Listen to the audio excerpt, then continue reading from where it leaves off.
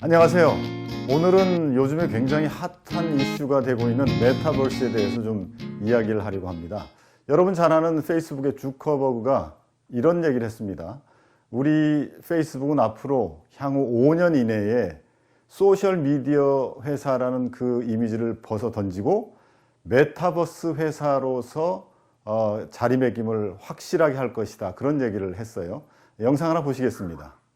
A future where, with just a pair of glasses, you will be able to step beyond the physical world and into the kinds of experiences that we have talked about today. A new company brand to encompass everything that we do. To reflect who we are and what we hope to build, I am proud to announce that starting today, our company is now Meta. 안경 하나만 쓰면 이제 우리의 이 물리적인 세계를 초월해가지고 새로운 세상으로 들어가는 놀라운 것을 경험하게 되는, 그래서 그런 회사를 준비하다 보니까 이제 우리의 브랜드도 새로 바꿔야 될 필요성을 느껴서 이제 지금부터 오늘부터 우리는 메타라고 합니다. 이렇게 아주 그냥 자신감 있게 발표를 했죠. 그런데 좋습니다. AI를 중심으로 한 4차 산업혁명 시대의 기술 변혁에 자기 회사를 올인하겠다. 이건 좋습니다. 그런데 지난 7월 달에 뉴욕타임즈에 기사가 하나 떴어요. 주커버그가 뭐 했다고요? 메타버스 안에서 교회를 개척했대요. 그러면서 아니 도대체 메타버스를 하겠다는 주커버그가 왜 메타버스 안에 교회를 개척했다고 이야기하는 것일까? 그쪽에 한 스태프의 이야기를 들어보니까 신앙단체와 소셜미디어는 기본적으로 둘 다 연결에 관한 것이다. 페이스북도 커뮤니케이션, 연결에 관련된 것이죠. 그리고 메타도 결국 온 세상이 연결되어지는 그런 가상 세상을 바라보고 있는 것이기 때문에 신앙단체하고 이 메타버스하고는 굉장히 연결되는 것에 기본적인 공유가 있다. 그래서 아주 자연스럽게 어울리기 때문에 메타버스에서 교회를 개척했다. 이 기사가 나가면서 뭐까지 이야기했냐면 메타버스 안에서 이제 부모가 자녀들에게 성경을 읽어주고 성경 공부를 해주는 것도 가능한 시대가 올 것이다. 이렇게 이야기를 했어요. 그런데요, 또 다른 기사를 보니까 이런 이야기가 있어요. 페이스북 안에서 썬데이 서비스, 주일날 예배를 드릴 수 있다. 우리는 도와주겠다. 뭘 도와주겠냐면 오프라인에 있는 교회가 아주 permanently, 영구적으로 월십 서비스를 갖다가 예배를 갖다가 물리적 세계가 아닌 메타버스 세계에서 드릴 수 있도록 옮겨주겠다. 그런데 어떻게 해요? permanently, 완전히 영구적으로 옮겨주겠다 하는 그런 선언을 했어요. 참 갑자기 주커버그가 IT 미션 선교 소명을 받은 것일까요? 여러분 현실 세계에서 말이죠, 아주 허허벌판에, 그리고 뭐 사람들도 별로 안 사는 그런 빈민가 그 동네에 큰 대형 교회가 하나 들어섰어요. 그럼 어떻게 되죠? 교회를 짓자마자 거기에 수천 명 혹은 수만 명이 드나들기 시작하면 뭐가 생깁니까? 비즈니스들이 생기기 시작하잖아요. 그래서 뭐 카페가 생기고 음식점이 생기고 그다음에 뭐 직업 소개서가 생기고 도서관이 생기고 뭐 이런 것들이 생기면서 주변의 커뮤니티가 굉장히 빠른 속도로 형성이 되어져 갑니다. 주커버그는 아마 그걸 바라본 것 같아요. 어느 종교 단체보다도 기독교의 교회들은 굉장히 그 열정적으로 뭔가 주변을 변화시키려고 하는 그런 의지도 있죠. 그 다음에 전도하려고 하는 그런 의지도 있죠. 그 다음에 또 교회에 모여가지고 예배만 짜자자 드리고 그냥 가는 것이 아니라 그들과의 교제를 통해서 계속 커뮤니티를 확장해 나가는 그런 것을 주커버그는 꿰뚫어 본 겁니다. 그래서 공짜로다가 전부 다 메타버스에 교회 세우겠다, 교회를 옮기겠다고 하면 다 도와주겠다 이거죠. 그렇게 되면 메타버스의 가장 중요한 것이 또 뭐냐면 메타버스 세상 안에 커뮤니티가 형성이 돼야 되는데요. 이 커뮤니티는 가상에서만 존재하는 그런 커뮤니티가 아니라 현실에서 존재하는 커뮤니티의 체험을 가진, 경험을 가진 경험자들이 가상세계로 와서 커뮤니티를 만들어야 굉장히 현실 세계와 연결되어진 그런 커뮤니티를 만들 수 있기 때문에 그런 교회를 선택한 겁니다. 메타버스를 알기 위해서는 여러분들이 4차 산업혁명을 이해를 해야 됩니다. 4차 산업혁명의 중심 단어, 핵심 단어들을 살펴보면 메타버스가 보이기 시작합니다. 자, 여러분 4차 산업혁명 그럼 생각나는 것이 뭐가 있죠? 네, AI, 인공지능이죠. Artificial Intelligence. 이 AI가 4차 산업혁명에서 중요한 키워드인데요. 그럼 메타버스 안에서 AI는 어떤 역할을 할까요? 네, 그렇죠. 상호 교류하고 뭐 회의를 진행한다든지 협력하게 될 때 이 학습된 지능을 가진 AI가 역할을 하면서 아주 자연스럽게 만나게 하고 또 지식, 정보를 공유하게 만드는 그런 역할들을 하겠죠. 두 번째로 4차 산업혁명 시대 키워드 중에 하나가 VR입니다. Virtual Reality, 가상현실이죠. 자, 이 VR은 여러분들이 너무나도 잘 아는 것처럼 커다란 헤드 고글을 쓰고 우리가 가상의 세계로 들어가는 거죠. 그 가상에 들어간 세계를 보면서 현실이라고 느끼면서 착각하면서 뭔가 게임을 하거나 그 속에서 뭔가를 프로그램을 즐기게 되는 것을 VR이라고 이야기를 합니다. 자, 그리고 또 하나의 키워드가 AR입니다. 이거는 이제 증강현실이라고 이야기하는데요. 자, 이건 뭡니까? 우리가 가상으로 들어가는 게 아니라 우리 현실에 그대로 있고 가상의 것들이 우리 현실의 눈앞에 띄워져 가지고 현실과 가상이 겹쳐져 보이면서 우리가 뭔가 활동을 할 수 있는 거. 몇 해 전에 그 포켓몬을 잡는 거 아시죠? GPS를 이용해 가지고 핸드폰을 들고서 어디를 가면 거기서 포켓몬을 잡을 수 있는 그런 이제 게임들, 이런 것들이 다들 이제 증강현실에 관련된 그런 그 기술들이죠. 자, 이런 VR과 AR을 그냥 따로따로 쓰는 게 아니라 합치게 되면 어떻게 될까요? 굉장한 시너지가 나겠죠. 그래서 이것을 이제 MR, Mixed Reality, 그래서 혼합현실이라고 하는 관점으로 지금 이제 급속하게 믹스가 되고 있죠. 또 하나 이제 4차 산업혁명에서 키워드 중에 여러분들이 블록체인이라는 것을 들어보셨을 겁니다. 이 블록체인은 우리가 지금 쉽게 듣는 게 뭐냐면 비트코인을 블록체인보다 먼저 아실 텐데, 비트코인이나 또 우리나라에서는 가상자산 이렇게 이야기하는데, 원래는 크립토 커런시, 암호화되어진 화폐 이런 뜻입니다. 그러니까 블록체인이 존재하려면 크립토 커런시, 암호화폐가 꼭 있어야 돼요. 그런데 이 블록체인의 특징이 뭐냐면 해킹 불가입니다. 자, 여러분 메타버스 세계에 들어갔는데 누가 내가 들어간 메타버스 세계를 갖다 해킹을 해버려. 그럼 이게 제대로 작동이 될까요?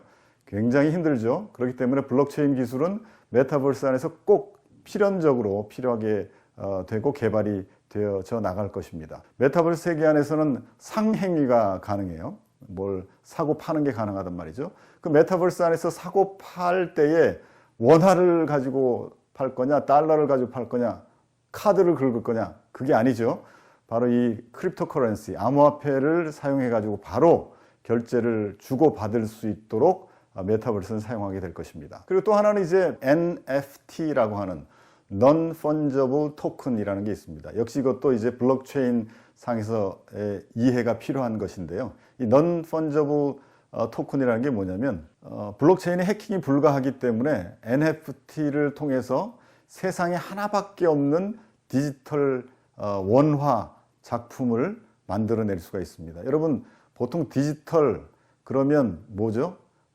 복사해서 붙이기, 그래서 얼마든지 카피가 가능한 것이 디지털의 장점이라고 여겨져 왔는데, 결국 그것이 디지털의 장점인 동시에 치명적인 단점이죠. 내 것을 내 것으로 증명할 수 없는 거예요. 너무나 똑같이 복사되기 때문에. 그런데 이 블록체인 안에서의 디지털 작동 방법에 있어서 NFT를 사용하게 되면 디지털인데도 불구하고 절대 복사나 카피가 불가능한, 세상에서 하나밖에 없는 그런 원본을 내가 소유할 수 있게 된다. 이것이 이제 NFT인데요.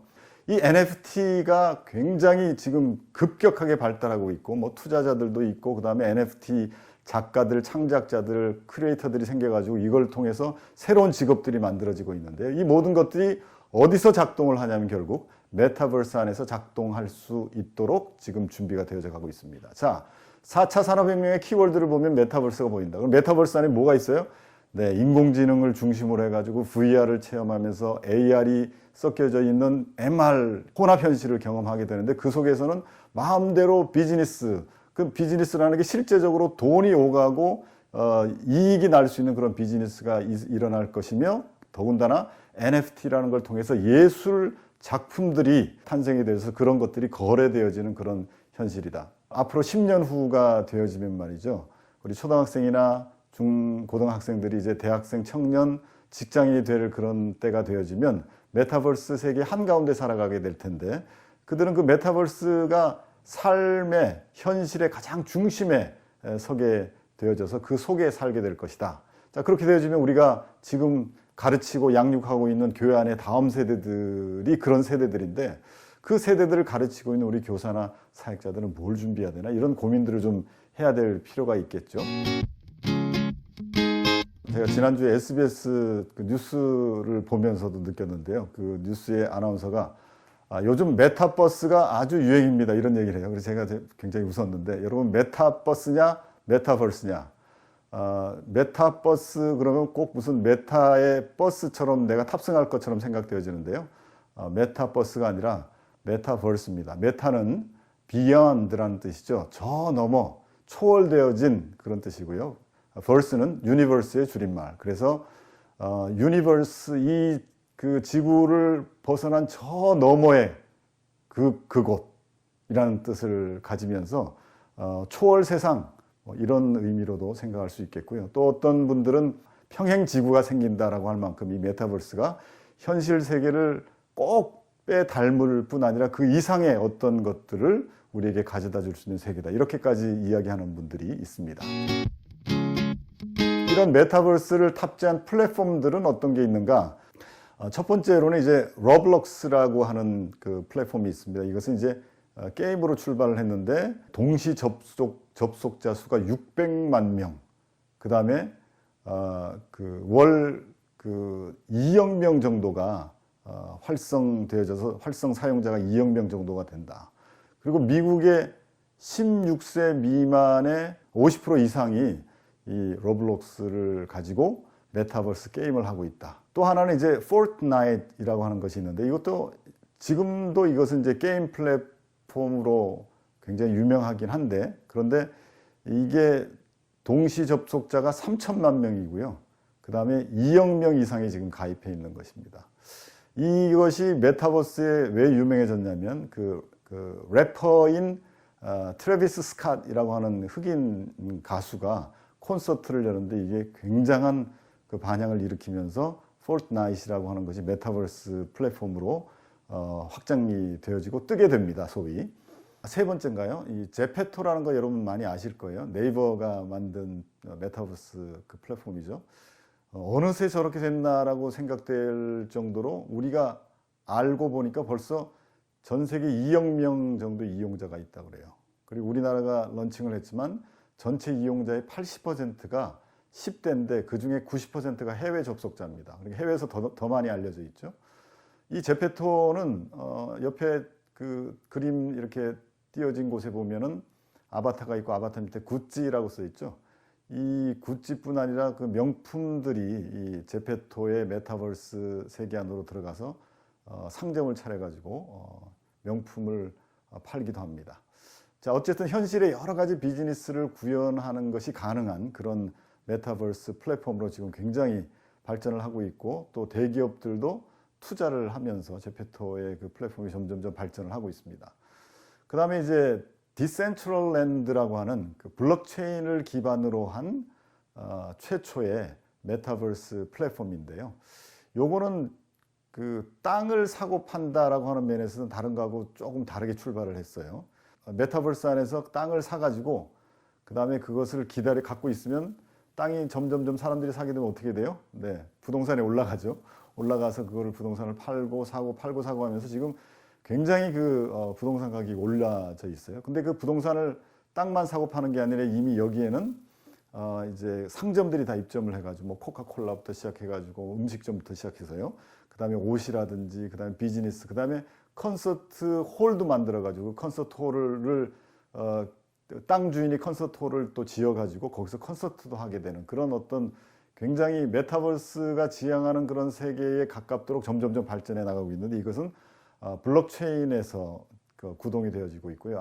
아까 제가 말씀드린 것처럼 크립토 커런시, 가상화폐를 통해서 이 그 메타버스 세계가 확장되어 가고 있는 그런 플랫폼 중에 하나입니다. 같은 블록체인 안에서 돌아가는 메타버스 플랫폼 중에 하나가 샌드박스라고 하는 것이 있는데요. 이 샌드박스도 역시 게임으로 그 출발을 했지만 디센트럴랜드처럼 땅을 사고 개발하는 그런 쪽으로 이제 점점 발전을 하면서 최근에 그 아디다스 아시죠? 운동의 그 대기업인 아디다스 글로벌 기업이 대규모 투자를 하고 협업을 하면서 이 샌드박스가 급격하게 사람들에게 알려지면서 또 샌드박스의 일반 블록체인이 아닌 회사들은 주가가 올라갔다고 표현하지만 이 샌드박스의 회사들은 그 회사가 발행하는 크립토 커런시의 가격이 굉장히 올라가는 그런 현상을 지금 나타내 보이고 있습니다. 또 한 가지는요. 뭐 이건 많이 아실 거예요. gather.town이라고 하는 것인데 이 뭐 회의나 강의용의 대표적인 어떤 그 플랫폼으로 알려져 있는데 저렇게 영상을 보시는 것처럼 아바타가 책상을 돌아다니면 그 책상에 앉아 있는 아바타들의 뒤에서 그 아바타의 주인들이 영상으로 이렇게 켜지면서 그 책상에 앉아서 회의를 하고 또 다른 책상으로 옮기면 그 책상에 들어와 있는 그 아바타 뒤에 실제 인물들이 또 영상으로 연결되어져 가지고 영상으로 회의를 하거나 기독교 내에서도 성경 공부나 이런 것들을 통해서 또 이렇게 사용되어지고 있는 플랫폼 중에 하나입니다. 그 다음에 구글이 만든 earth2.io, earth2라고 하는 이 플랫폼은요, 현재 땅을 분양 중인데, 특이한 것은 전 세계 지구의 땅을 갖다가 earth2가 분양을 하고 있어요. 그리고 우리나라의 플랫폼인데, 메타버스2라고 하는 이것도 역시 지금 땅을 분양 중인데요. 9월 달에 오픈을 해가지고 땅을 분양을 했는데, 그 미국의 자유의 여신상, 뭐 우리나라의 청와대 이런 데는 지금 뭐 수억 원으로 처음에 팔 때는 0.1달러로 시작을 했는데요. 사고 팔면서 굉장히 많이 가격이 올라갔고 결국 이들은 이제 땅을 어느 정도 사람들이 이제 점유를 하게 되면 그 다음에 벽돌을 팔 수도 있고 아니면 완성된 집이나 빌딩을 갖다가 이제 팔아서 그 빌딩을 가지고 자기의 팔았던 그 가상의 땅에다가 건물을 짓게 하고 거기서 비즈니스를 할 수 있도록 하게 하는 것이 이제 이들의 과정인데요. 앞으로 뭐 굉장히 많은 그 플랫폼들이 쏟아져 나올 수 있겠는데 현재로서는 초기 단계에 이런 플랫폼들이 굉장히 큰 그 투자를 받으면서 확대되어져 나가고 있다는 것을 우리가 알 수가 있습니다. 많은 분들이 향후 10년 동안 우리가 지금 살고 있는 물리적인 세계와 또 디지털 세계가 전례 없는 규모로 통합될 것이다 이렇게 이야기를 합니다. 네, 통합이 된다니요. 그러니까 현실 세계에서 하는 일을 갖다가 디지털 세계에서 할 수 있고 디지털 세계에서 할 수 있는 일을 현실 세계에 가지고 와가지고 현실 세계에서 디지털적인 일을 할 수 있는 그런 통합을 이야기하는 거죠. 완전히 혼합되어진 그런 현실들이 향후 10년 안에 엄청나게 빨리 속도를 내서 통합될 것이다. 자, 10년 후면 언제죠? 네, 2030년 정도면 메타버스의 세계가 구현될 것이다. 그러면 그때 현재 지금 2020년도에 그 메타버스의 시가총액이 우리나라 돈으로 110조 원 정도가 된다고 합니다. 그런데 앞으로 10년 후에는 약 17배, 16, 17배가 성장한 1,700조 원. 한 나라의, 우리나라의 전체 예산의 3배 정도의 규모가 되는 것이 2030년도에 메타버스의 시장 규모다. 네, 이제 메타버스 특징에 대해서 좀 알아보도록 하겠습니다. 메타버스의 특징을 알려면 그 핵심 구조가 어떻게 되어져 있나, 어떻게 작동하나 하는 것들을 알면 특징을 바로 이해할 수 있는데요. 그 중에 첫 번째가 아바타라는 것입니다. 여러분, 메타버스 안에서 아바타는 누구를 대신하죠? 맞습니다. 나를 대신하는 거예요. 그래서 나를 대신하는 가상세계 안에서의 또 다른 나를 아바타라고 이야기를 하게 되죠. 그런데 재미있는 거는 이 가상세계에 있는 나를 대신하는 아바타는 현실의 나는 하나인데 가상세계 안에서는 여러 개를 만들 수 있죠. 그 다음에 플랫폼마다 다른 아바타를 만들 수 있다는 것이 굉장히 재미있어요.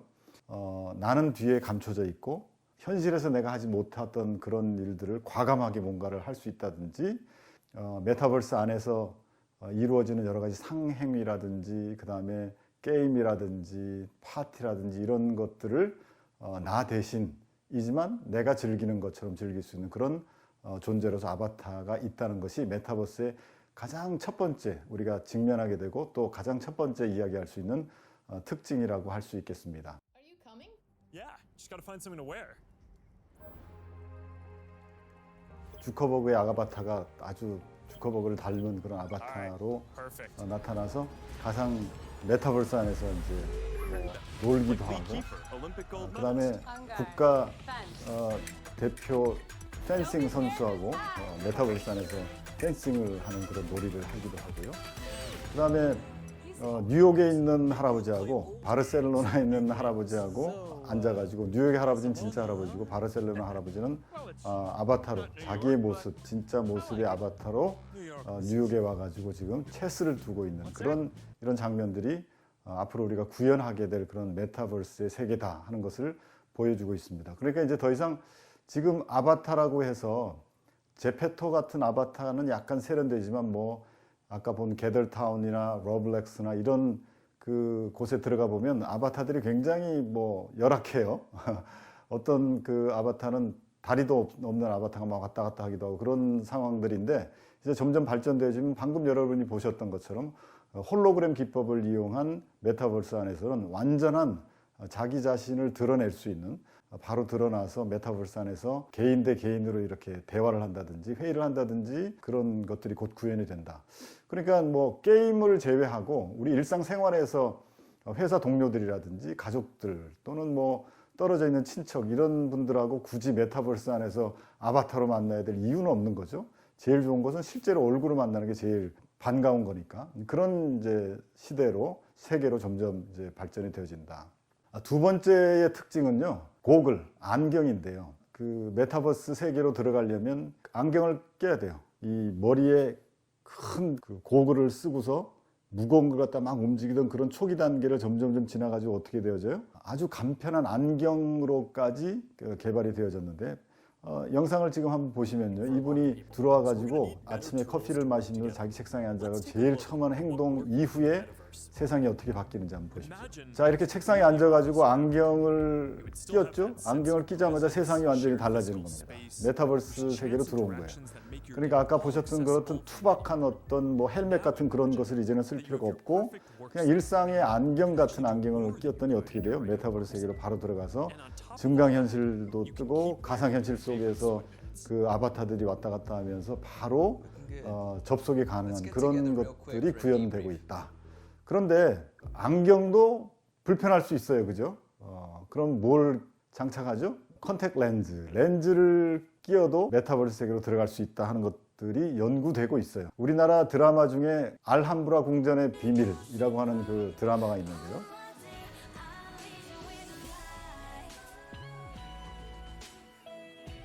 바로 이겁니다. 주인공이 뭘 하고 있어요, 지금? 렌즈를 갖다가 끼는 순간 메타버스 세계 안으로 들어가게 되는 것을 경험하게 됩니다. 세 번째 특징은요, 햅틱이라고 하는 것인데요. 이 햅틱이라는 것은 뭐냐면, 우리가 메타버스 세계 안에 들어갔으면 이제 만지고 그 다음에 느껴야 되잖아요. 그 햅틱과 함께 중요한 것이 또 수트라는 것이 있는데요. 메타버스 수트, 그러니까 옷을 입는 거란 말이죠. 그래야 감각하고 느낄 수 있잖아요. 초기의 햅틱에서의 햅틱 단계는 여러분이 지금 이 영상을 보시는 것처럼 저렇게 손의 움직임을 통해서 뭔가 자기 갈 방향을 잡고 그랬는데, 저것이 점점 발전돼 가지고 또 이렇게 장갑 형태로 딱 손에 끼는 것들이 개발이 돼 있죠. 그런데 우리가 좀 전에 봤던 메타가 만들어내게 될 햅틱은 어떤 거였죠? 햅틱 도구를 쓰지 않았는데도 손가락으로 움직여 가지고 메타버스 안에 띄워진 여러 가지 화면들을 갖다가 마음대로 조정하고, 외부의 세계에 있던 여자 동료도 마찬가지로 외부에 앉아서 안경을 끼고 있는데도 햅틱 도구를 쓰지 않고 그냥 손으로 바로 그 증강현실을 갖다가 컨트롤하는 그런 것들이 이미 개발이 되어져 진행이 되고 있는데, 이런 것들이 하나하나 개발된 것들이 전부 다 합쳐지게 되면 메타버스 안에서 굉장히 거의 그 현실과 혼돈이 될 만큼, 아니 이제는 현실이라고 생각하고 믿게 되게 할 만큼 발전을 하고 있다는 것을 볼 수가 있습니다. 이런 메타버스 어디에 활용할까요? 이미 저희가 살펴본 것처럼 활용 못할 곳이 거의 없을 것 같아요. 예를 들면 버추얼 클로딩이라고 해서 아바타가 입게 될 옷들, 이것들도 굉장히 이제 많이 만들어내는데, 아까 제페토에는 구찌가 입점을 해가지고 구찌의 브랜드로 옷을 팔고 있죠. 그런데 이미 세계의 수많은 이 버추얼 클로딩 크리에이터들이 옷을 만들어 가지고 메타버스 안에서 팔고 있어요. 그래서 어떤 사람들은 이 1억 원씩 매달 벌고 있는 그런 크리에이터들도 있다고 합니다. 그만큼 메타버스가 이제 점점 매력적인 우리 세상의 시장으로 진입을 하고 있다라고 할 수가 있겠죠. 그 다음에 메타, 아까 이야기했던 페이스북, 메타가 개발 중인 호라이존 홈이라는 게 있는데요. 이게 바로 버추얼 홈입니다. 안경을 쓰면 어떻게 되죠? 그 버추얼 홈, 가상의 집으로 들어가는데 그게 내 집이에요. 그 내 집 안에서 뭐 음악을 듣는다든지 영화를 본다든지, 그 다음에 버추얼 파티, 그러니까 뭐 친구들을 초대해 가지고 파티를 열 수 있는데, 이 친구를 초대하는 파티는 내가 원하는 지인들만 초대할 수도 있지만 오픈 파티 같은 걸 하게 되면 전 세계에서 인종을 초월한 사람들이 와가지고 파티를 함께 열 수 있어요. 자, 그것뿐 아니라 뭐 최근에 초보적인 어떤 단계의 플랫폼들이긴 하지만 게더타운에서 수련회를 진행하는 그런 어떤 선교회들도 있었고요. 그 다음에 어떤 교회들은 청소년 수련회를 게더타운에서 하기도 하고, 한 대학교에서는 축제를 갖다 메타버스 안에서 플레이파크라고 하는 그 플랫폼을 이용해 가지고 메타버스 안에서 축제를 열기도 했죠. 그 외에 제페토는 JYP의 그룹들이 공연을 했어요. 콘서트를 했어요. 그래서 방송 연예의 기능을 하게 되고요. 더군다나 그때 스타들이 입었던 옷을 갖다가 경매해 가지고 또 굉장히 많은 수익을 올렸다고 하죠. 그 외에 쇼핑도 가능하고요. 더군다나 예술 작품 경매소인 소더비가 아까 디센트럴랜드라고 하는 블록체인 메타버스 플랫폼에 입점을 했어요. 소더비가 뭐 하는 곳입니까, 여러분? 세계에서 가장 비싼 그 예술 작품들을 경매하는 곳이잖아요. 그러면 어떻게 디지털 세상 안에서 경매를 할 수 있지? NFT, Non-Fungible Token으로 만들어진 디지털 작품을 저기서 팔 수가 있는 거죠. 이 디지털 작품은 원본 보존이 가능하기 때문에 저 소더비에서 그 경매를 통해 가지고 사람들에게 팔게 되고, 그것을 산 사람은 사가지고 계속 일반 예술 작품을 사두면 시간이 지나면 가격이 오르듯이 이 NFT 예술 작품도 사서 보관하면 할수록 어떻게 돼요? 하나밖에 없는 희소가치 때문에 가격이 올라간다. 트위터의 창시자죠. 트위터를 시작했던 잭 도시가 자기의 첫 번째 트윗, Just setting up my Twitter 이라고 하는 이 화면을 갖다가 NFT로 만들어 가지고 NFT 경매를 붙였어요. 그래서 우리나라 돈으로 35억 원에 팔렸어요. 굉장한 거죠. 여러분, 저 디지털 그 화면 하나가 35억 원에 팔렸다. 그 이후에 저런 그 디지털 작품 같은 경우는 750억의 경매가 되기도 했다고 합니다. 앞으로 한 10년 후면은 스마트폰도 사라질 것이다, 그렇게 이야기하는 사람이 많아요. 왜냐하면 아까 저희가 화면에서 봤듯이 스마트폰에서 구현되어지는 모든 활동들이 메타버스 안에서 다 이루어지고 있기 때문에 굳이 스마트폰을 가지고 다니면서 사용해야 될 이유가 없는 거죠. 그냥 안경을 하나 끼거나 렌즈 하나만 끼고 다니면 스마트폰이 필요 없는 그런 시대가 오기 때문이죠. 여러분 아마 포노사피엔스라는 말을 들어보셨을 거예요. 이게 이제 1995년 이후에 태어난 세대, 스마트폰 세대들인데요. 이 포노사피엔스라는 뜻이 뭐예요? 사피엔스는 호모사피엔스와 폰, 스마트폰의 합성어인데요. 그러니까 슬기로운 인류란 뜻이잖아요. 호모사피엔스가. 이 슬기로운 인류가 스마트폰을 만나더니 더 슬기로워졌다, 뭐 이런 뜻이에요. 그래서 포노사피엔스라고 하는 그 말이 생겼는데, 이 포노사피엔스를 지칭하는 세대가 1995년 이후에 태어난 세대들이죠. 스마트폰을 현재 지구상의 인구의 77억 중에 55억 명 이상이 사용한다고 합니다. 근데 이게 얼마나 걸렸냐면 2008년도에 미국에서 스마트폰이 애플에 의해서 출시된 이후에 약 10년 만에 50억이 넘었어요. 10년 만에. 그런데 휴대전화, 소위 우리가 이야기하는 그 무선전화, 휴대전화가 태동 후에 20억 명이 사용하는 데에 약 22년 정도가 걸렸다 그래요. 스마트폰이 나온 지 한 12년 정도가 되는데, 2021년이면 12년 정도가 되는데, 이제는 스마트폰이 이제 거의 완성품 내지는 이것 이상 갈 게 있을까라고 생각하는 그 상황 속에서 게다가 포노사피엔스들이 지금 이 시대의 주인공이 되어져서 스마트폰을 가지고 무슨 일이든지 할 수 있는 이 시대가 왔구나라고 하는 이 시점에 앞으로 10년 후에는 스마트폰이 사라진다 하는 거예요. 자, 이것을 우리는 그 많은 분들이 문명의 전환기가 지금 전환기를 우리가 지나고 있다 그렇게 이야기를 하는데요. 2030년 스마트폰이 사라진 세상에서 메타버스는 스마트폰이 가져다 줄 수 있는 기본적인 것은 당연하고 스마트폰이 줄 수 없는 놀라운 세계를 우리에게 가져다 줄 것이다. 그렇게 이야기를 하고 있습니다. 마냥 메타버스가 장밋빛으로만 우리에게 다가오고 있느냐? 그렇진 않죠. 모든 기술과 진보에는 문제가 있지만 특별히 메타버스도 굉장히 걱정스러운 것들이 많습니다.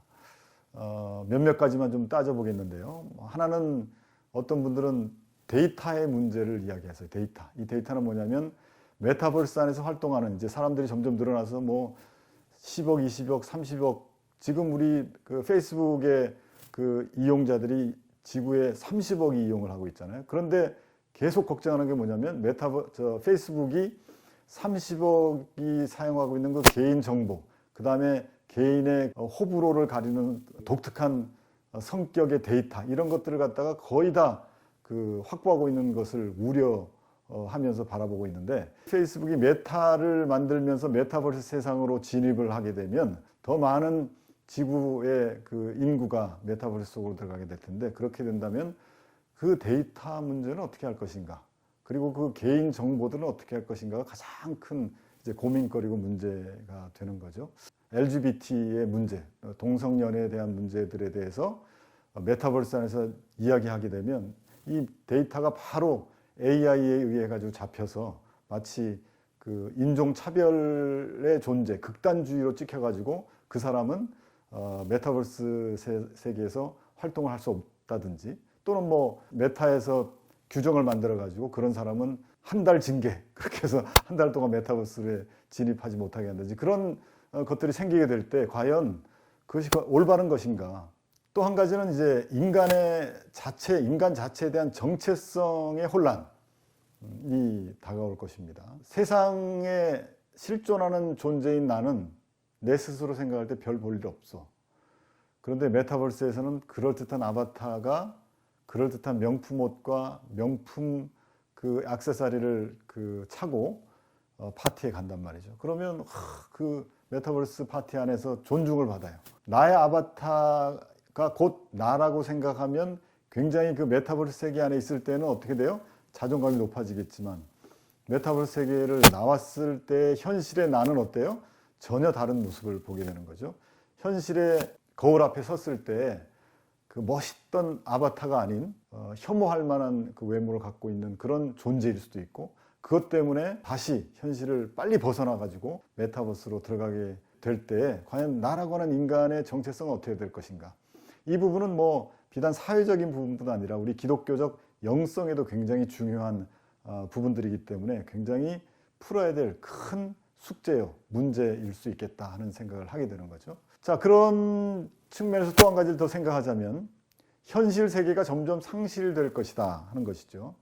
아까처럼 현실 세계에 머무는 시간보다 메타버스에 머무는 시간이 점점 늘어나면 현실 세계의 발전이라든지 현실 세계의 어떤 실존하는 것들에 대해서 소홀히 여기게 되고 그것이 점점 상실화될 것이다. 그런 문제들을 어떻게 해결할 것인가. 스티븐 스필버그가요. 레디 플레이어 원이라고 하는 영화를 만들었습니다. 이 보통 가상 세계를 현실과 비견해가지고 만드는 SF, 그 과학 공상 영화에서는 현실 세계가 굉장히 피폐된 모습으로 그려질 때가 많죠.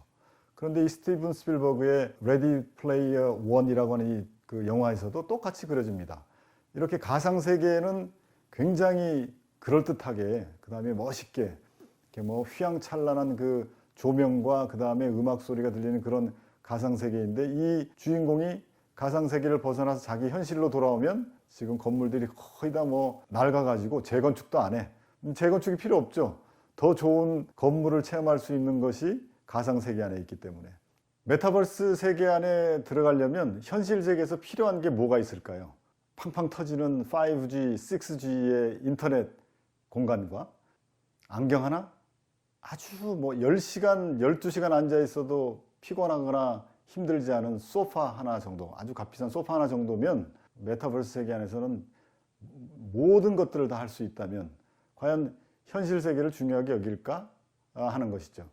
그래서 현실을 점점 도외시하고 그래서 점점 현실이 상실화되어지는 그런 것들이 올 수 있겠다. 아날로그로서 오프라인에 존재하는 우리 인간이 과연 그렇게 현실이 상실화되어져 가는 것을 피폐해져 가는 것을 그냥 보고 내던지고 과연 메타버스의 그 가상세계를 끝까지 저렇게 발전시켜 나갈 수 있을까 하는 것에 대해서도 의문을 품고 있는 분들이 참 많이 있습니다. 또 한 가지는요, 메타버스 안에서의 폭력, 그 다음에 차별, 현실 도피로 인한 범죄 문제를 어떻게 할 것인가. 특별히 뭐 현실에서도 범죄는 있을 수밖에 없는 것인데 메타버스 안에서 있어지게 될 범죄는요 더 지능적이고 흉악하고 그 다음에 그것이 잘못 전이돼 가지고 현실에까지 와서 가상과 현실이 구별되지 않는 그런 정신 상황 속에서 현실의 범죄를 저지르게 될 가능성이 굉장히 많이 있게 되죠. 좀 전에 말씀드렸던 스티븐 스필버그의 그 레디 플레이어 1에서는 메타버스의 세계를 경험한 주인공이 이런 얘기를 해요.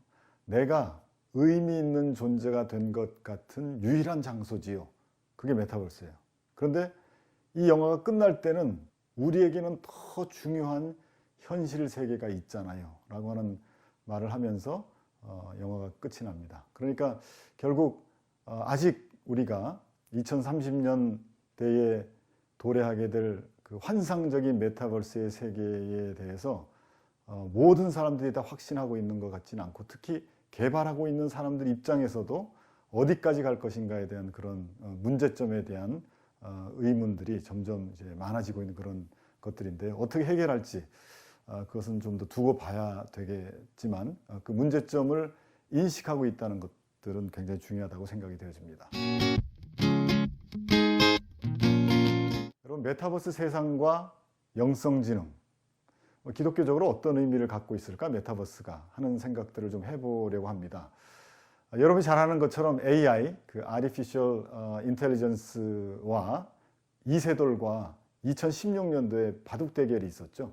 수억 원을 들여가지고 구글이 전 세계에 홍보를 위해서 만든 이 이벤트가 끝나자마자 사실 여러분 2016년도에 우리나라에서 이 AI라고 하는 알파고가 이세돌과 싸움을 해서 첫째 날 첫 번째, 두 번째 지고 세 번째 이기고 네 번째, 다섯 번째 졌다는 이것이 있기 전까지는 AI 그러면 사람들이 뭐를 생각했냐면 그 당시만 해도 조류 독감을 생각했습니다. 그런데 이 이벤트가 있은 이후부터 지금까지 사람들한테 AI가 뭡니까 물어보면 한 사람도 조류 독감이라고 이야기하는 사람 없죠. 이때부터 AI 그러면 인공지능이라는 것이 우리나라에 그냥 정착이 됐습니다. 그냥 이 이벤트 하나의 일주일 만에 그냥 사람들의 생각이 바뀌어져 버린 것이죠. 이 2016년도에 바둑 대결이 끝나자마자 그 다음날 중앙일보에 이런 기사가 뜹니다. 신인종이 온다. 자, 이 신인종이 온다에 뭐가 되어 있냐면 2050년이 되면 알파고가 스스로 진화해가지고 인간 수준이 된다. 그런데 이세돌이 그래도 5번 대국 중에 한 번이라도 이긴 것은 이건 이세돌의 개인의 승리가 아니라 인류가 그래도 알파고라고 하는 AI를 갖다가 이길 수 있다는 희망을 안겨준 인류의 승리다. 이렇게 이제 그 기사를 썼죠. 교육계에서는요, 이게 AI가 오게 되면 직업이 그냥 뭐 몇 퍼센트가 없어지고 몇 개의 일자리가 없어진다 그러는데 그 중에 뭐 회계사도 있고 뭐 법률가도 있고 뭐가 있다 그러는데 그럼 도대체 우리 아들은 무엇을 전공시키지? 그러면서 그 부모들의 고민이 시작된 거죠. 이 경영대 말고 공대를 보내? 우리 아이 어디로 보내야 되냐? 아니면 이 인공지능의 노예가 될 바에야 인공지능을 만드는 것을 거부하고 파괴해버려야 되는 거 아니야? 뭐 이런 어떤 극단론까지 대두가 되기 시작을 했죠. 그러면서 며칠 후에 같은 중앙일보에 한 사설이 뜨는데요. 이 사설이 뜹니다. 알파고가 내 스마트폰 안에 들어온다. 그렇게 이제 논설주간이 칼럼을 쓰면서 모든 문제는 인공지능이 풀게 되니 이제는 문제를 던질 줄 아는 인재가 필요한 시대가 됐다. 그래서 교육의 목적과 인재상이 완전히 바뀐다라고 서울대 철학과 교수인 김기현 교수가 이야기한 것을 인용을 했어요. 현재 우리가 가지고 있는 모든 문제는 누가 풀어요? 인공지능이 풀어요. 그럼 문제가 다 풀리면 문제가 없는 세상이 돼요? 아니죠. 문제는 계속 생기게 됩니다. 그런데 인공지능이 풀 수 있는 문제가 생기면, 문제만 생기면 어떻게 돼요? 인류는 인공지능에게 소속될 수밖에 없어요. 인류가 필요가 없게 되는 거죠. 그런 면에서 인공지능에게 던질 수 있는 좋은 질문을 만드는, 문제를 만들어내는 사람들이 이 시대의 인재가 될 것이다. 그래서 거기에 교육의 목표를 세워야 된다라고 하는 것을 제가 읽었습니다. 수년간 저는 다중지능과 영성지능을 가지고 제가 섬기고 있는 펜머스 문화선교회에서 만들어내는 모든 콘텐츠에 영성지능을 중심으로 한 다중지능을 가지고 우리 다음 세대들에게 성경의 말씀들을 그들의 강점지능으로 맞추면서 예배도 드리고 그 다음에 공과 시간에 성경 공부도 해야 된다는 걸로 10여 년 동안 저희가 개발을 하고 있는데 그것과 이것이 굉장히 연결되어지는 것을 발견했어요. 인간이 풀 수 있고 인간이 볼 수 있는 문제는 인공지능이 다 풀어버린대요. 그러면 그 문제를 뛰어넘는 더 큰 범주에 있는 문제를 인간이 만들어내야 인간으로서의 정체성과 존재감이 확립이 된다라고 할 것 같으면 지금 우리 눈에 보이지 않는 저 멀리 그 다음에 더 큰 범주의 문제를 볼 수 있어야 되잖아요. 근데 그것을 보는 사람들을 뭐라고 이야기하냐면 영성지능이 높은 사람들이라고 표현을 해요. 그래서 메타버스 시대가 아무리 빨리 찬란하게 온다 할지라도 그런 시대를 살면서도 인간이 인간으로서 인간 존재성을 확보하고 살아갈 수 있으려면 인간에게 가장 중요한 것이 영성지능이 개발되고 확립이 돼야 된다는 것을 이제 보게 되는 것입니다. 자, 영성지능은요, 하워드 가드너라고 하는 그 하버드 대학교의 교육심리학자가 1984년도에 다중지능을 발표하고 10년 후에 다중지능 2가지를 더 발표하면서 총 9가지의 다중지능을 이야기합니다. 9번째 지능으로 영성지능을 발표를 하게 되는데요. 지금 화면에서 보는 저 책이 하워드 가드너가 썼던 다중지능이라는 책의 원본입니다. 저기에는 영성지능 혹은 실존지능이라고 이렇게 표현을 하게 되는데요. 영혼 깊숙이 존재하는 영성이 우리에게 닥쳐진 문제를 해결할 수 있는 능력을 가진 사람을 영성지능이 있다 이렇게 표현을 해요. 하워드 가드너의 제자인 조세핀 킴이라고 하는 하버드대 교수는요, 이 영성지능을 뭐라고 표현했냐면 영성지능이 높은 사람은 주위 환경이나 상황들을 큰 그림의 일부분으로 보기 때문에, 그러니까 내 눈앞에 있는 문제나 내 눈앞에 있는 환경만 보고 그 문제들 때문에 일희일비하거나 그렇게 하지 않고 주위 환경을 더 큰 상황으로 확대시켜 가지고 그 상황들을 큰 그림으로 보고 그리고 내 앞에 있는 문제를 그 큰 그림의 일부분으로 볼 수 있는 능력을 가진 사람, 이 사람이 영성지능이 높은 사람이다. 그래서 이런 사람들은 평정심과 안정감이 높기 때문에 리더가 되는 경우가 많다. 리더가 된다라고 하는 것은 평정심과 안정감이 영성지능 때문에 견고한 사람, 이 사람이 앞으로 발달이 되어질 메타버스 시대 안에서 인재로서 존중을 받을 것이다 라고 이렇게 이야기를 하고 있습니다. 그런 면에서 우리가 메타버스 시대에 우리 기독교는 무엇을 더 중요하게 여기고 무엇을 더 개발해야 되냐면 기독교적 영성을 다시 정립하고 이 영성이 우리에게 능력이 될 수 있도록, 다시 말하면 영성지능화 될 수 있도록 하는 것들을 계속해서 연구하고 개발해 나가고 적용을 해야 된다 하는 것을 생각할 수가 있겠습니다. 하버드 대학교의 그 신학자인 하비 콕스라고 하는 학자는요, 21세기를 영성의 시대라고 이야기했습니다. 그래서 과학과 문명이 발달할수록 현대인은 더욱 어떤 갈망이요? 영적인 갈망이 강해지고 있다. 이렇게 이야기를 했어요. 제3의 물결 저자인 엘빈 토플러 같은 경우 미래학자죠. 그 미래 사회의 제5의 물결이라고 이야기하면서 이 제5의 물결에서 인간은 내면 세계를 더 깊이 있게 추구할 것이다. 어떤 개인이 과학 문화가 발전할수록 영적인 깨달음을 통해서만 진정한 풍요를 누리는 시대가 올 것이다 라고 이야기를 했어요. 그래서 엘빈 토플러는 제5의 물결을 영성이라고 표현을 했네요. 자, 이 시대에 우리가 메타버스를 생각하면 인간의 기술이 어디까지 갈 것인가 심란하죠.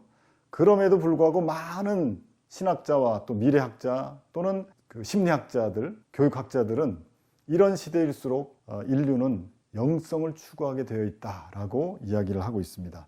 어떤 면에서는 말이죠. 기술의 시대가 오게 되면 더 이성적이고 더 영성을 추구하지 않을 것 같은데 영성을 더 추구하는 시대가 왔다고 하면 우리 기독교에게는 정말 참된 영성의 주인이신 하나님을 전달할 수 있는 좋은 시대가 온 것이 아닌가 하는 그런 생각을 할 수가 있겠습니다. 고린도전서 2장 12절에 이런 말씀이 있죠. 우리가 세상의 영을 받지 아니하고 오직 하나님께로부터 온 영을 받았으니 이는 우리로 하여금 하나님께서 우리에게 은혜로 주신 것들을 알게 하려 하심이라. 세상에서는 영성의 시대라고 이야기를 하면서 영적인 걸 추구하게 될 때 참된 하나님께로부터 온 영을 받은 우리 기독교인들이 침묵을 하고 두려워서 떨고 있으면 어떤 영이 활보할까요? 세상의 영이 더 활보하게 되겠죠. 우리는 그런 세상을 그대로 놔두어서는 안 된다고 생각합니다. 하나님께로부터 온 영을 받은 우리가 영적인 능력을 발휘해서 영성 지능이 높은 크리스천들이 세상을 오히려 변화시키는 그런 적극적인 태도로 세상에 나가야 된다고 생각을 하고 있습니다. 자,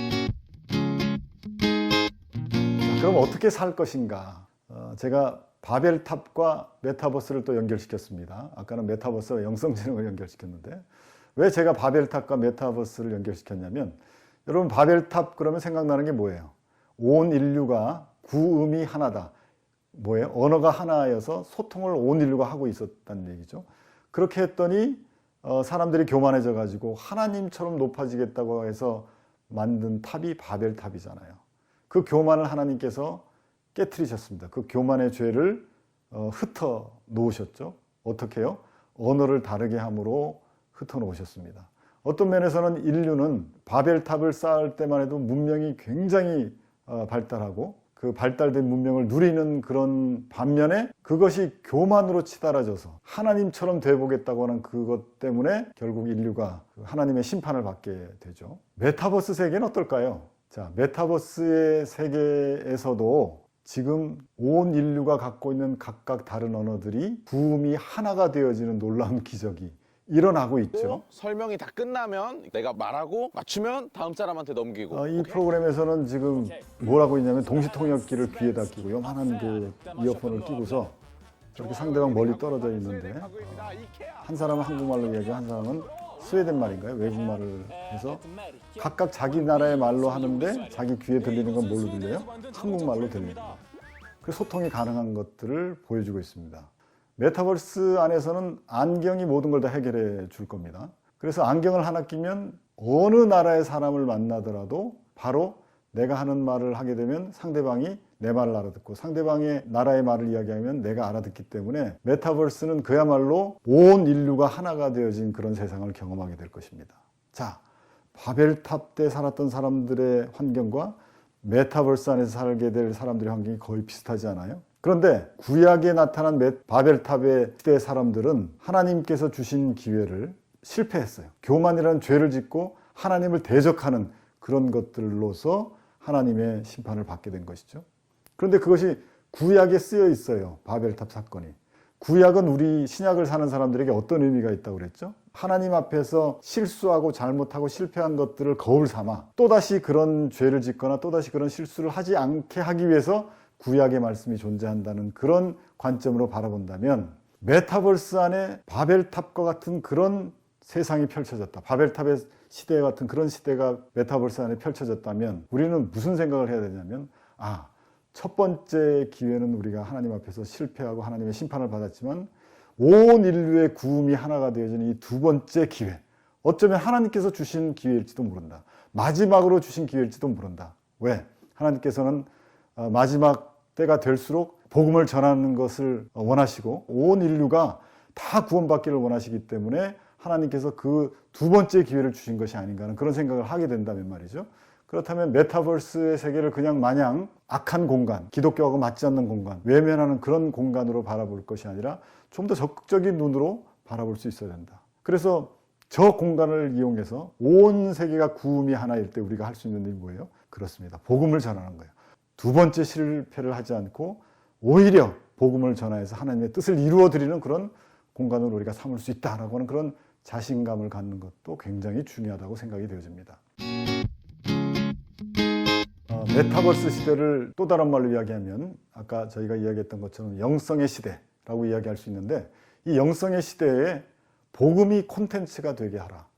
그래서 복음으로 콘텐츠를 만들어서 메타버스 세상을 선교하라. 이런 관점을 갖고 메타버스 세상을 바라보는 것은 굉장히 중요하다고 생각합니다. 우리 기독교는요, 성경 말씀을 통해서 굉장히 무궁무진한 콘텐츠를 만들어낼 수 있는데, 특별히 이 영성의 시대를 살고 있기 때문에 사람들이 영적인 어떤 갈급함이 있어가지고 자기의 마음과 영적인 것들을 자극시켜주고 자기를 점점 더 승화시키는 그런 콘텐츠에 목말라 하고 있단 말이죠. 이와 같은 것들을 미리 내다본 영성가들이나 명상가들이 콘텐츠를 이미 만들어가지고 메타버스 세계에 이미 진입을 하고 있는 거죠. 불교 방송에서 한 보도를 했는데요. 잠깐 보실까요? MZ세대가 3차원 가상세계인 메타버스에서 명상을 시작했습니다. 바쁜 일과를 마치고 하루를 마무리하는 데 긍정적인 영향을 미치고 있습니다. 자, 저렇게 명상을 가지고 콘텐츠를 만들어서 이미 메타버스 안에서 실행을 하고 있다는 거죠. 우리 기독교의 아름다운 영성들을 저렇게 콘텐츠로 만들어가지고 얼마든지 영적인 것들을 자극해 줄 수 있는 콘텐츠에 목말라 있는 사람들에게 기독교요라고 이야기하지 않고서도 충분히 복음을 중심으로 한 그런 콘텐츠를 만들어서 제공할 수 있다 하는 것을 보여주는 하나의 예라고 생각이 되죠. 이미 불교나 또 기타 명상 쪽에서는 굉장히 관심을 많이 가지고 콘텐츠를 만들어내고 있죠. 근데 뭐 단순히 명상의 콘텐츠 뿐이겠습니까? 교회 안에서 성경 공부를 더 잘 할 수 있는 성경 공부 콘텐츠라든지, 또는 전도에 관련된 전도 콘텐츠를 만들어 가지고, 또는 그리스도 안에서 있는 커뮤니티의 콘텐츠들을 만들어 가지고 메타버스 안에서 우리가 활용을 할 수 있도록 하게 된다면, 메타버스에 오가는 많은 사람들이 저런 기독교적 콘텐츠를 통해서 하나님을 만나려고 하는 욕구들이 생기고, 그 다음에 어떤 영적인 자극들을 받게 되는 그런 콘텐츠로서 환영을 받을 수 있겠다. 그리고 교회 콘텐츠뿐 아니라 기독교적 세계관을 가지고 있으면서도 대중문화를 겨냥하는 대중문화 콘텐츠도 절실히 필요하죠. 그래서 메타버스도 결국은 하나의 플랫폼이기 때문에, 큰 그림 안에서 플랫폼이기 때문에 저 안에서 어떤 창의적인 콘텐츠가 넘쳐나느냐에 따라서 세상도 규정이 되어질 거란 말이죠. 그래서 우리가 현실 세계에서 기독교적인 콘텐츠를 만들어내 가는 것도 중요하지만, 이제는 메타버스 세상 안에서 기독교적인 문화 콘텐츠가 만들어져서 그곳이 선교화되어질 수 있는 그런 공간으로 바라보는 것은 굉장히 중요하다고 생각이 되어집니다. 우리가 지금 현실의 교회 안에 있는 현실의 교회 학교의 다음 세대들에게는 기독교 세계관을 철저하게 세운 것이 필요합니다. 이 세계관은 신념입니다. 그리고 어떤 한 인격이 삶을 살아가는데 동기가 되는 힘이 바로 세계관이죠. 그래서 내가 어떤 세계관을 가지고 있느냐에 따라서 메타버스 안에서도 그 세계관을 표현해내고 올바른 세계관으로 살아갈 수 있지만, 그러나 만약에 잘못된 세계관을 가지고 있거나 세계관에 아예 기독교 세계관이 훈련되어 있지 않는 그런 다음 세대들은요, 쉽게 길을 잃고 5만 가지 세계관에 오염돼 가지고 메타버스 세상을 떠돌게 될 거란 말이죠. 진화론적 과학이라든지 다윈주의적인 세계관들이, 그리고 물질 만능주의, 서부 개척 시대 때의 골드 러시를 이야기를 했었죠. 그래서 금을 찾으러 가는. 근데 요즘에는 이 메타버스와 이 세상을 바라보면서 머니 러시라고 이야기합니다. 돈을 찾아서, 돈만 있으면 다 되는 세상이라는 것이 점점점 더 힘을 얻게 되고, 게다가 뭐 이기적 유전자라든지, 그 다음에 뭐 자연 선택이라든지, 포스트 모더니티의 비성경적인 세계관에게 우리가 현실을 빼앗겨 가고 있는 상황이잖아요. 그런 면에서 우리가 메타버스 세상을 준비한다면 현실에 있는 우리의 다음 세대들에게 기독교 세계관, 특히 성경적 세계관을 분명하게 정립하는 것이 굉장히 중요하다라고 이야기를 할 수가 있겠습니다. 또 다른 우리 메타버스 세상을 바라보면서 한번 생각해 봐야 될 것은요, 지금 코로나 이후에 참 굉장히 많은 교회들이 문을 닫고 또 교인들이 줄어들고 있고, 또 그렇지 않더라도 기독교가 참 점점 약화되고 있다라고 하는 것, 숫자의 통계보다는 실제로 줄어들고 있는 체감을 하고 있는 그런 시대에 우리가 살고 있습니다. 그런데 거기에 비해서 신학교에서 졸업하는 사역자들은 비율로 따지면 굉장히 많이 늘어났죠. 일찌감치 메타버스 안에서 교회를 개척하는 겁니다. 우리가 피할 수 없는 우리에게 다가오는 미래라면 마주하는 게 중요하죠. 그런 면에서 볼 때 메타버스 안에 우리가 지금부터 교회를 개척하여서 메타버스의 교회 개척의 원리를 만들어내고 선배가 되어지고 모델을 만들어내는 그런 일들이 있어졌으면 좋겠다는 것이 저 메타버스 세상을 바라보면서 우리 기독교가 적용해야 될 바가 아닌가 하는 생각을 하게 됩니다. 메타버스 안에서 교회를 개척하게 되면요, 사실 언어를 초월한 교회를 개척하게 되잖아요. 인터내셔널 철치라고 하는 말이 무색할 정도로 메타버스 안에 교회를 개척하는 순간 그곳에 들어오는 사람들이 온 그 세상의 인류, 그 인종들이 들어와서 한 언어로 예배를 드릴 수 있게 됩니다. 저희가 선교를 하게 될 때 가장 큰 장애물이 뭐였죠? 언어였잖아요. 그 언어라는 측면에서 생각하면 메타버스는 오히려 선교에 엄청난 기회가 열려져 있는 것이죠. 그래서 메타버스의 교회가 일찍 진입을 하고 개척이 되어져서 그런 교회를 만들어 나가는 것. 그러나 그럼에도 불구하고 또 현실에 있는 오프라인의 교회와의 강한 유대감과 연결은 굉장히 중요하다고 생각합니다. 그래서 현실에 있는 우리 오프라인의 교회들이 그런 메타버스 안에서 교회를 개척하겠다고 하는 개척자들을 지원해주고 또 그 교회와 연결이 되어져서 현실의 영성과 메타버스 안에서의 영성을 연결지어주는 그런 일들이 있어야만 건전한 영성이 형성될 수 있다고 생각이 되어집니다. 세상 사람들은 메타버스를 머니 러쉬로 바라본다면 우리 크리스천들은 미션 러쉬로 바라보면서 그곳을 선교지로 바라보고 선점을 해야 된다 하는 그런 생각을 해야 될 것 같습니다. 현실의 영성을 경험하고 또 체험해야 가상의 세계에서도 올바른 영성을 표현해 낼 수 있겠죠. 메타버스는 철저히 현실을 기반으로 한 가상의 세상을 구현해 내어야만 가장 건전하고 올바른 메타버스로서의 발전이 있으리라고 많은 사람들이 이야기를 합니다. 그래서 메타버스의 세상이 발전한다 할지라도 현실이 도외시되거나 현실이 피폐화되어지는 것을 인류는 원하지 않는다. 그래서 현실의 교회가 그런 면에서 참된 영성을 경험하고 그 경험한 현실의 영성을 가지고 메타버스 안에서 교회를 개척해야 된다. 그렇게 생각을 합니다. 마지막으로 오늘 제 강의를 들으시는 이제 사역자나 교사들은요, 메타버스의 여러 가지 플랫폼 이야기도 들으셨고 또 뭐 여기 또 저기서 이제 메타버스가 굉장히 많이 회자되고 있기 때문에 들으셨던 내용들도 있을 테고 그러지만 무엇보다 중요한 것은 사역자와 교사들이 메타버스의 플랫폼과 친숙해지는 게 중요합니다.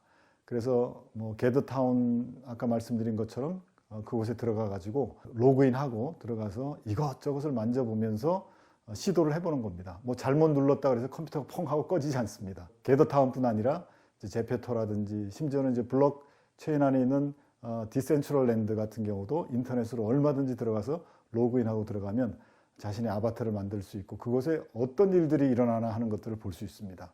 다음 세대를 사역하는 사역자라면 필수적으로, 그리고 교사들이라면 꼭 메타버스의 플랫폼들과 친숙해지면서 이것을 어떻게 활용해서 우리의 다음 세대들을 영적으로 섬길 수 있을까 하는 것을 같이 고민하는 그런 고민의 커뮤니티가 형성되는 것이 굉장히 중요하다고 생각합니다.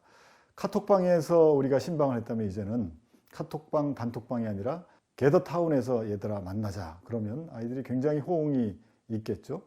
게더타운을 통해서 반목회나 또 신방을 구현해낼 수 있고 또 교사들의 모임들도 또 교사들을 훈련하는 그런 훈련의 모임들도 게더타운을 통해서 하게 되면은 굉장히 친숙하게 다음 세대들과 소통하게 되는 그런 것들을 경험할 수 있게 될 것입니다. VR의 선구자라고 하는 제넌 러니어라고 하는 컴퓨터 예술가가 이런 얘기를 했어요. 뛰어난 포도주 감별사가 되되 취하지 않기를 바란다. 네, 메타버스라고 하는 VR을 기반으로 한 메타버스라는 세상을 바라보면서 그것을 아주 우리의 기분을 좋게 하는 포도주라고 생각한다면 그 포도주를 즐기되 취하지 마라. 취하면 이성을 잃게 된다 이거죠. 그래서 다가오게 될 메타버스 세상을 VR의 선구자인 제런 러니어조차도 현실이야말로 당신이 진정으로 주의를 기울이고 가치를 부여하는 희귀하면서도 특별한 것이 되어야 된다. 그래서 현실이 굉장히 중요하다는 것을 다시 강조하는 것이죠.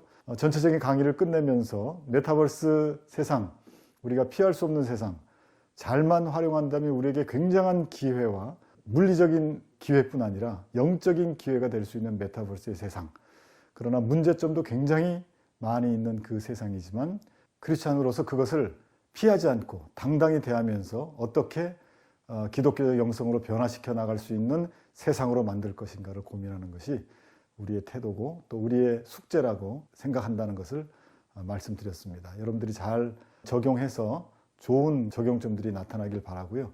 또 제가 여러 가지 많은 말씀들을 드렸는데 이것을 기반으로 해서 또 제가 발견하지 못한 문제점들과 적용점들을 찾아내서 우리 기독교가 메타버스 세상에서의 올바른 영성을 구현하는 것과 기독교적 커뮤니티를 형성해 나가는데 올바른 그런 방향들이 계속 제시되었으면 좋겠습니다.